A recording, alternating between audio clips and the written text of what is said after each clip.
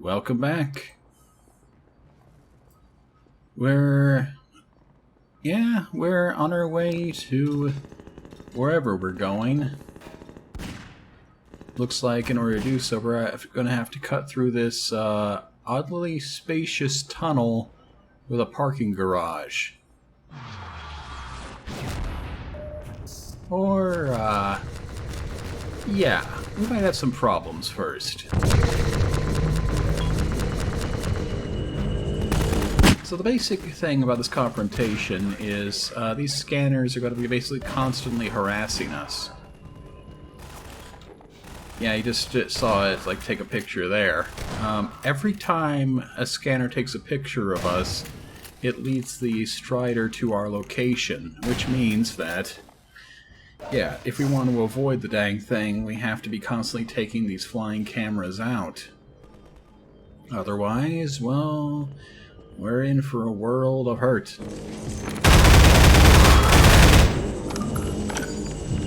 At this point, individual Combine soldiers are, well, it's just basically an average Sunday. Now, our problem here is definitely the big old robot stomping around outside.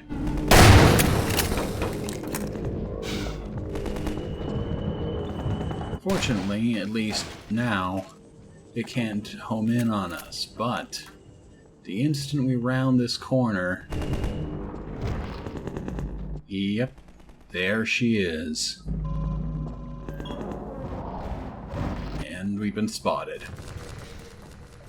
Dang things. They just keep on appearing. Now, there is a rocket crate that we're going to be going to shortly, and if we are so inclined, we can take this Strider out, but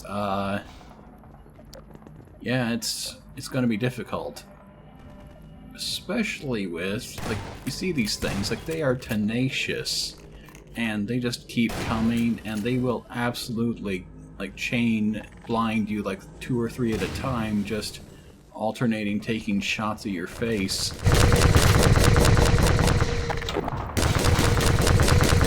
This whole confrontation, actually, there's an achievement for defeating this Strider on account of the fact that, well, we'll see this shortly, but there is absolutely no reason why we have to fight it. It's one of those things where, like, just like Alex climbing the wall... What? Why did that... You know what, never mind. Okay, so yeah, it's like Alex climbing the wall. It's all just open there. We can just leave at any time. And, yeah, you know, I contemplated actually taking the time to take the Strider out, but realistically speaking, if we're going to be, like, thinking in terms of what Gordon would do, well, we don't have time for this nonsense.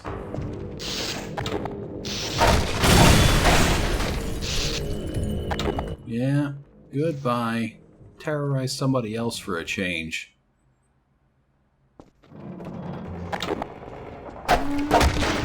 Dr. Freeman! It's a mess out there. This close to the Citadel, they've turned the streets over to Striders. I think we can push them back if we can just get to high ground. We're almost to the Citadel wall, Doc. I don't know how the hell we're gonna breach it, but you've made it this far. I'm sure you'll think of something. Oh, so it's all on me, huh? We have to get to the horse! Yep. Let's get to it. But first, a song.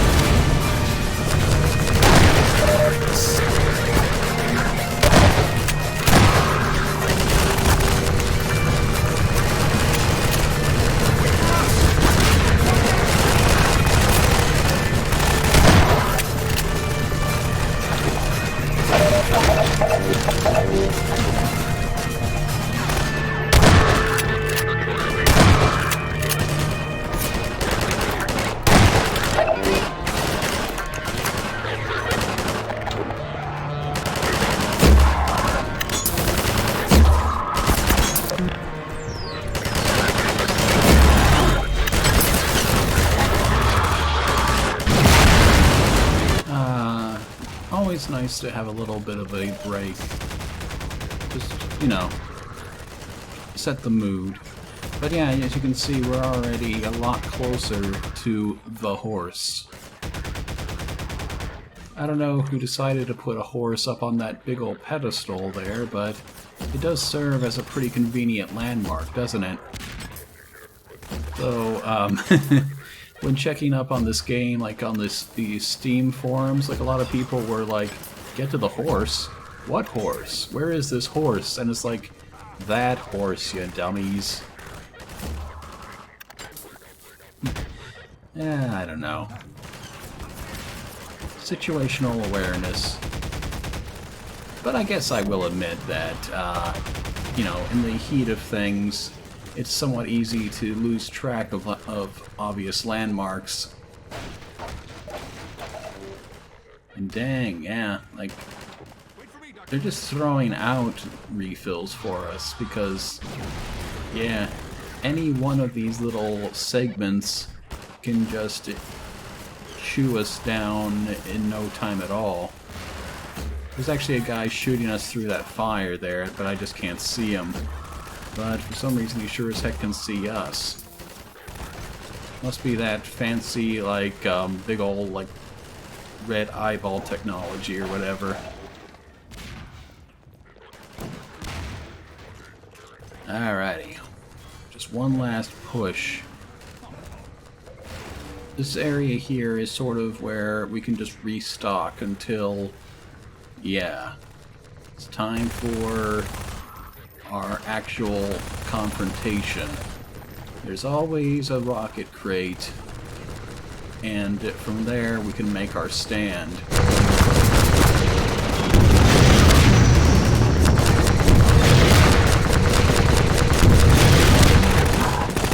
Doesn't seem altogether too difficult.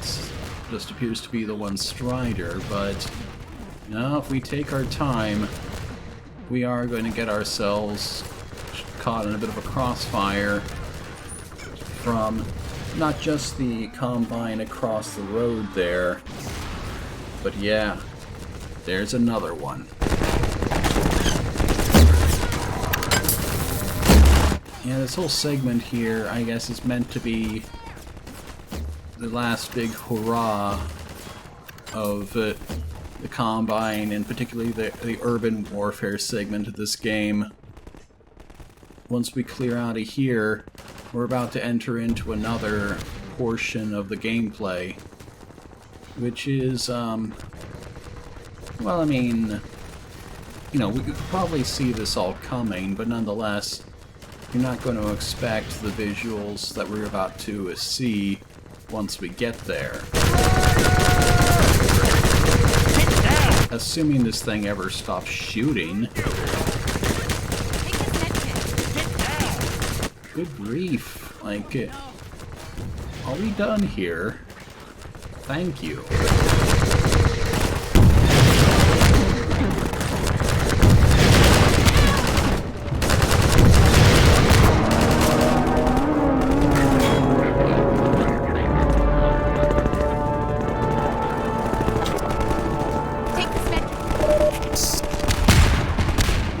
And in the end, it's just blessed. Alright, you know, I was gonna make some sort of philosophical point, but then I just grenaded myself in the face, so never mind, really. Let's just get this thing over with. I do find it actually a little bit funny here that, yeah, one of our first obstacles was finding something we could safely drop down onto, and that's basically how we close out the real world part of the game. For us! Also, rip the horse there. Help me out here. Dog came crashing through the plaza, knocking over walls, and I think he's looking for Alex. He seems to have it set in his head that she's in the Citadel. I figured Alex wouldn't want him getting any deeper in trouble, but hell, you try stopping him. Hey, dog! Not there! You can't get through that way! Yep. If you need an instant solution, just add dog. Well, I'll be damned. I think he wants you to go through, Gordon. You'd better hurry. And if you see Dr. Breen, tell him I said... I'll try to remember that. Hey, check out the seamless editing. Yeah. Just perfect. No one could tell the difference. Dang. Yeah. It's pretty clear that the Citadel reaching out its walls like this is basically like tearing the real world around it just to pieces in order to take up space. And why the Citadel's expanding? Well, yeah. It's never stated, but... Oh, that's funny. It's never really stated why the Citadel is reaching out into the world, but it is entirely possible that, yeah, it's just sort of a metaphor for the Combine as a whole. Just taking over a world and just scraping and pulling every little last scrap they can get out of it. The machine just trundles on and on and on, almost working on its own. We are a stranger in a very alien land, and you can kind of tell from the sound design, but this whole place, it doesn't want us here.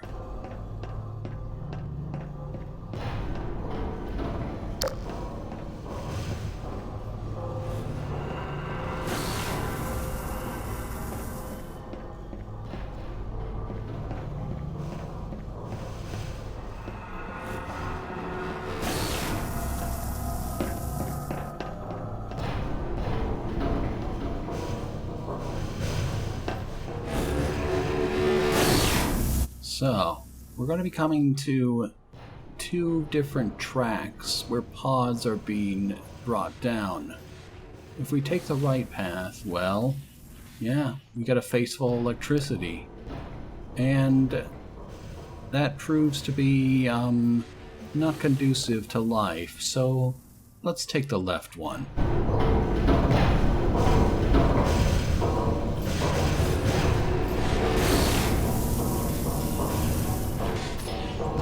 Crazy place, isn't it?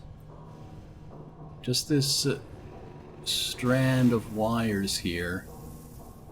It almost does look like the veins and the vessels of a living creature. In a way, I think that's sort of the intention.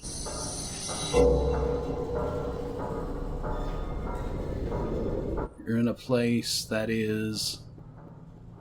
yeah, the organism just moving its cells along,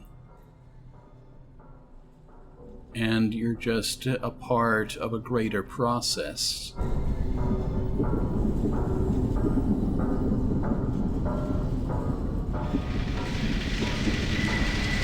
And oh yes, it's time for us to get our very first good look at these stalkers. These poor, pitiable beings. They're going to factor into episode 1 a little bit more.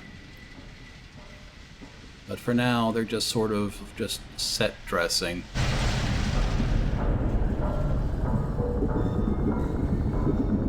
Just to basically brainwash labor.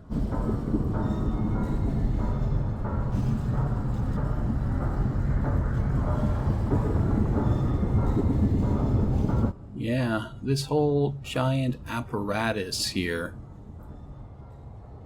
Like, we cannot even conceive of the scale of what we're fighting. But you know what? We've breached the outer armor of this beast, and we might be in a position where, if we ever get off this thing, we could potentially be able to strike at its heart. Metaphorically, of course.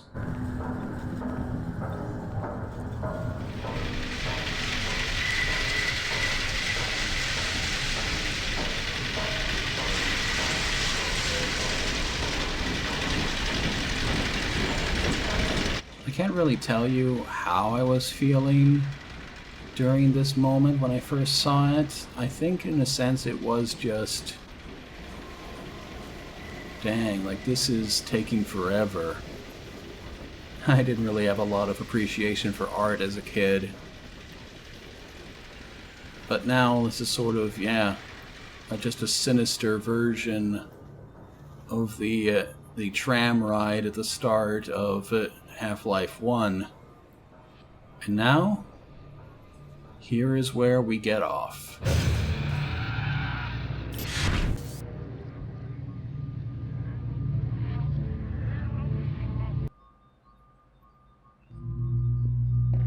Security alert.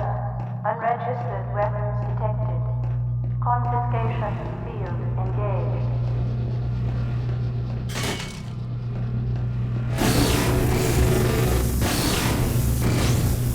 Oh, this isn't good. But wait.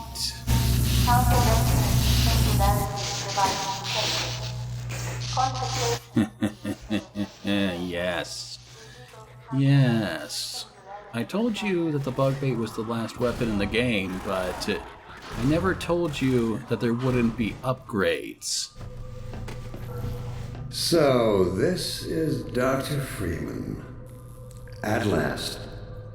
I wish I could say this was a pleasant surprise, but it's neither a surprise nor, as you will surely agree, very pleasant.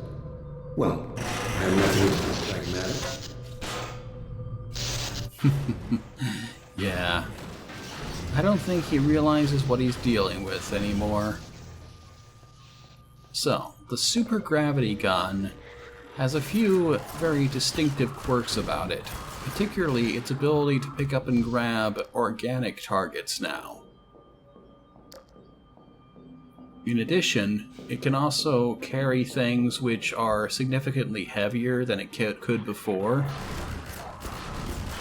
And it can also, with its regular hunting blast, just hit things with a shock of electricity. So in other words, yeah. Well, Dr. Freeman, under other circumstances, I like to think we might have been able to work together in an atmosphere of mutual trust and respect. Certainly, judging from your brief tenure at Black Mesa while I was its administrator, you showed every promise of becoming a valuable and productive contributor to the scientific process. And yet, I'm not sure what spurred you to it. But there is really no place in this enterprise for a rogue physicist. Well, maybe you're the one who's really the rogue. Yeah, I think you sort of betrayed your own scientific principles when you decided that you just throw all ethics aside just for the sake of what you call the next stage in evolution. Oh, one more thing. You probably noticed this already, but our transformation has also brought with it a significant upgrade to our shield capacity. Yeah, we are able to hold 200% power now. Well, alright then.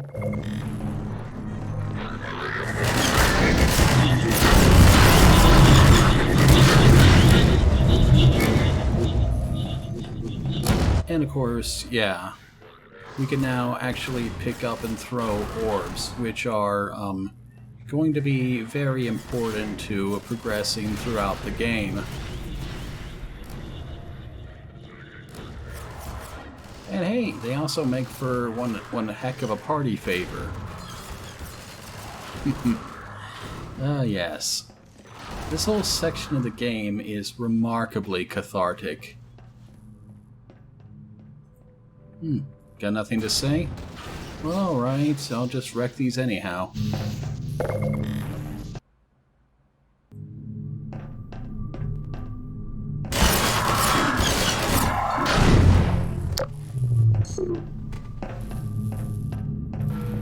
Your mentors are partly to blame. Of course, my disappointment in Eli Vance and Isaac Kleiner is far greater than my sorrow over your unfortunate choice of career path. In a way, I suppose you could not have done otherwise. Who knows what seeds of iconoclasm they planted when you were young and gullible, but while they certainly share a great part of the responsibility for the recent troubles, it is you alone who have chosen to act with such willful disregard for humanity. Yeah, about that. Perhaps you didn't notice, but under the current regime, humanity didn't have a future. Regardless, though, here we are having to wait for another elevator. And this is a really long wait. Like, I think I said that the last elevator was the slowest elevator in the game, but I'm gonna say this one's, no, it's going for the title. It's just trying to go the distance for slowness. But on the other hand, we do have a lot of stuff to keep us occupied while we're waiting.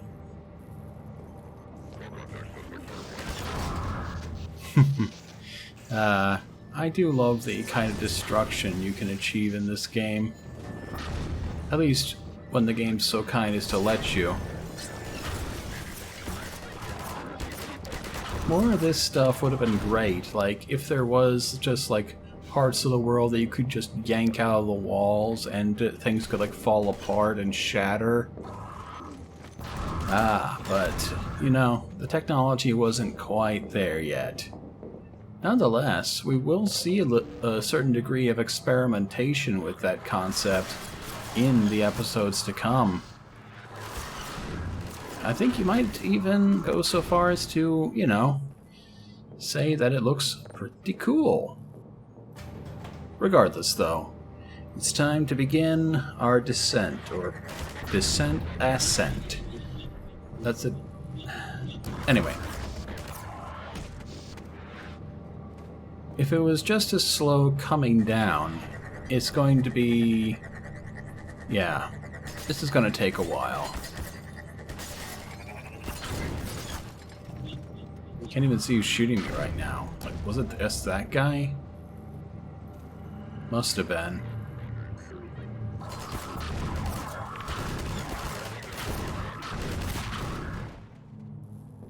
Nope, this isn't our stop. Just a little bit of a brief pause. Our stop is all the way up there, where all those guys are shooting at us.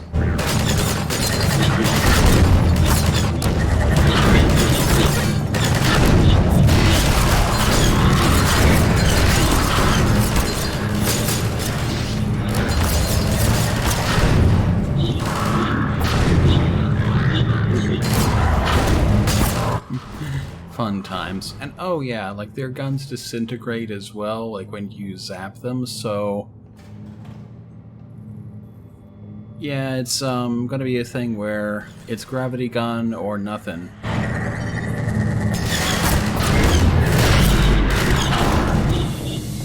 Tell me, Dr. Freeman, if you can. You have destroyed so much. What is it exactly that you have created? Can you name even one thing? I thought not. Well, I don't know. I've given people hope. That's something. Have you ever given people the slightest shred of hope? I don't think so.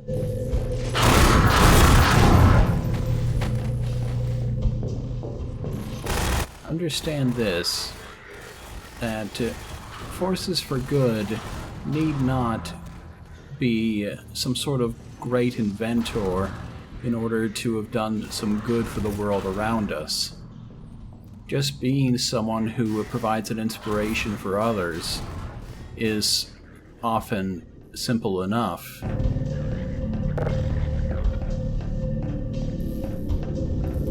I have laid the foundation for humanity's survival. And not as we have narrowly defined ourselves, but as something greater than we could ever imagine. Something we can now only begin to glimpse. You mean being a robot slave? No, I think that anyone could have envisioned that for the future. Yeah, what you've done is you haven't freed humanity. You've just shackled us to a will that we do not agree with. In a sense, the only person you've saved is yourself.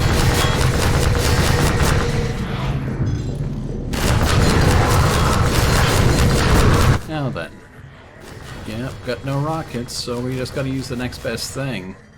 Which is a problem because, yeah, this Strider likes to do the whole head wavy thing. It's a little tough to get a bead on him. And in fact, yeah, that happens. But you know what? Thank goodness for checkpoint saves. We can just do this as many times as we need to.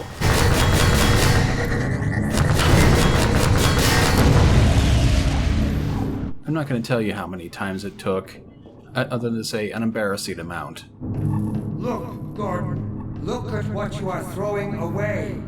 Is it worth it? Dude, like, Gordon's career was over the instant he pushed that card into the device. He really has nothing to lose.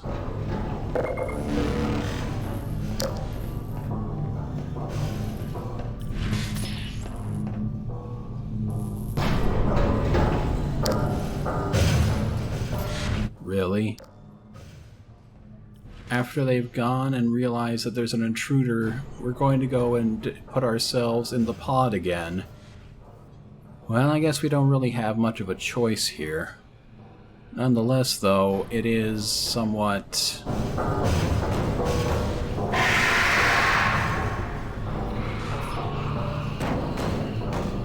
Yeah, we're basically now at the Combine's mercy.